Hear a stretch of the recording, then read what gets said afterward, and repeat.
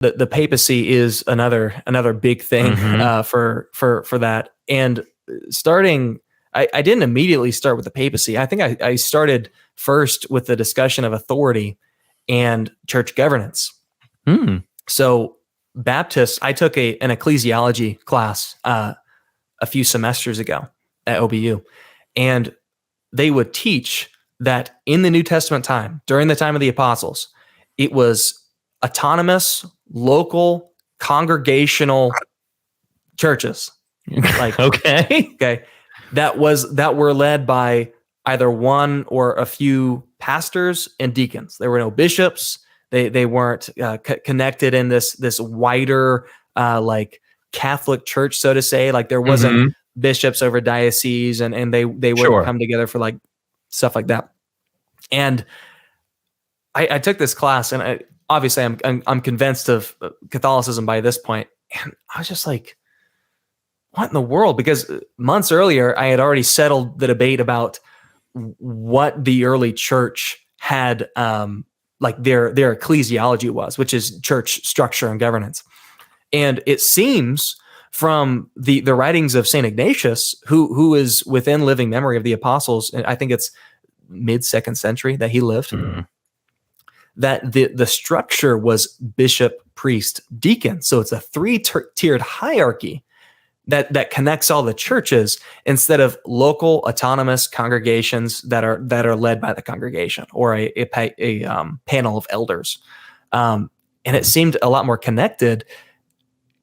And seeing the evidence for that so early on, I was just like, how could the entire church switch from autonomous local congregations led by a single pastor or a group of pastors to, all right, there's a bishop over these churches who are pastored by priests assisted by deacons? Like how could you make that switch so fast after the apostles died?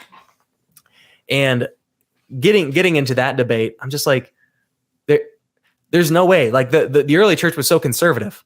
You know, I think at this point I was reading Joe Heschmeyer's book.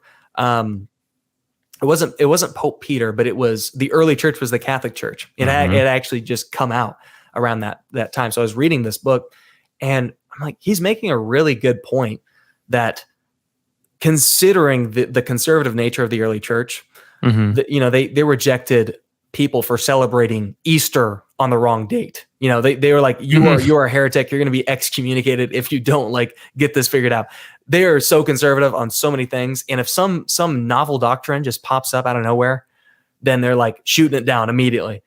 So the idea that the entire church switched from Baptist ecclesiology to Catholic ecclesiology, or at least high church ecclesiology, is like just in a generation.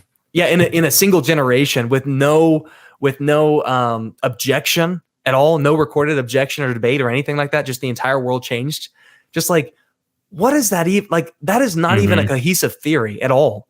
Like, there's nothing that would ever cause that to happen. So just thinking about that, the succession as well, the apostolic succession kind of fell with that domino. Like the bishops are the successors of the apostles, and they're invested with a sort of authority. And then I'm getting into, okay, so you need valid succession to be considered a church according to Clement and Ignatius and some other church fathers. And you have this structure without the bishop. Wherever the bishop is, there is the Catholic Church. Without the bishop, you don't have a church. So you need a bishop. You need a bishop with valid succession. Then it's, okay, who has valid succession? Orthodoxy or Catholicism? That is just the debate from now on. Because I had really been like, you know, I'm thinking about all sorts of different high church traditions, but at this point it was like Orthodoxy or Catholicism. Those are the two things, really. Right.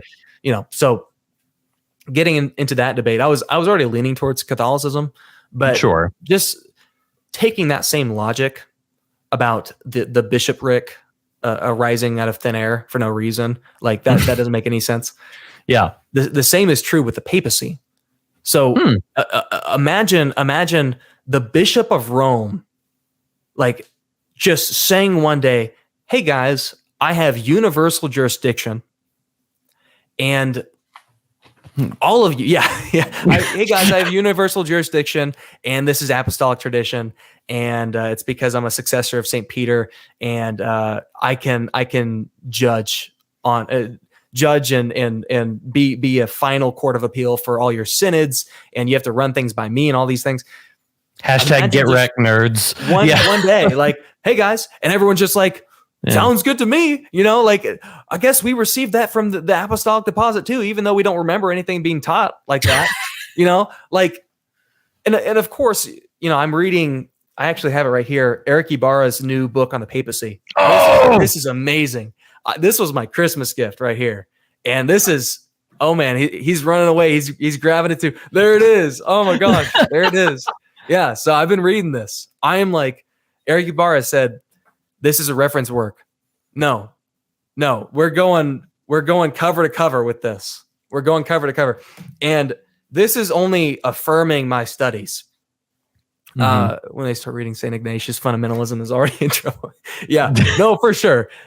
I think it was Trent Horn that said the most anti-Protestant, I might be butchering it, but the most anti-Protestant church father is St. Ignatius.